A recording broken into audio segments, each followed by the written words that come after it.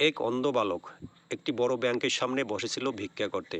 তার সামনে ছিল একটি প্লেট এবং হাতে একটি কাগজ ছিল, যাতে লেখা ছিল, আমি অন্ধ, আমাকে দয়া করে সবাই সাহায্য করুন। কিন্তু সারা সকালটাই গেল, মাত্র প্লেটে কয়েকটি পয়সাই পড়ছিল। এমন সময় এক ব্যাংক কর্মকর্তা তার অফিসের দিকে যাচ্ছিল এবং অন্ধ ছেলেটির দিকে গেল, যে দেখলো প্লেটে মাত্র কয়েকটা পয়সাই। সে মানিব্যাগ থেকে কিছু টাকা তাকে সাহায্য করলো এবং কাগজটি নিয়ে সে লেখাটিকে চেঞ্জ করে দিল এবং কাগজটি তার হাতে ধরিয়ে দিয়ে গেল, যাতে সবাই লেখাটি দেখতে পারে।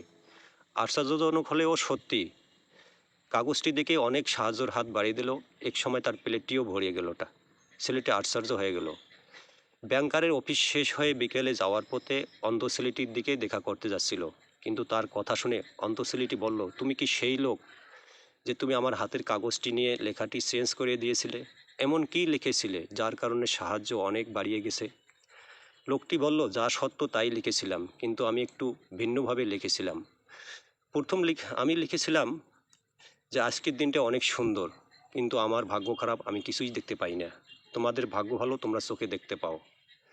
দুটো লেখাই একরকমই ছিল। প্রথম লেখাটিতে লেখা ছিল, আমি অন্ধ।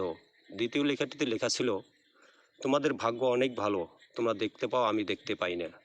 ছোট্ট এই গল্প থেকে শিক্ষণীয় বিষয়, আপনার যা আছে তাই নিয়ে সৃষ্টিকর্তার নিকট শুকরিয়া আদায় করতে শিখুন এবং নতুনভাবে চিন্তা করতে শিখুন, সবার চেয়ে আলাদা এবং পজিটিভলি ভাবে।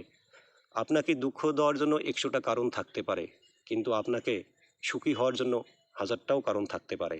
ধন্যবাদ সবাইকে, সবাই ভালো থাকবেন। যদি ভালো লাগে অবশ্যই লাইক কমেন্ট করে যেতে ভুলবেন না।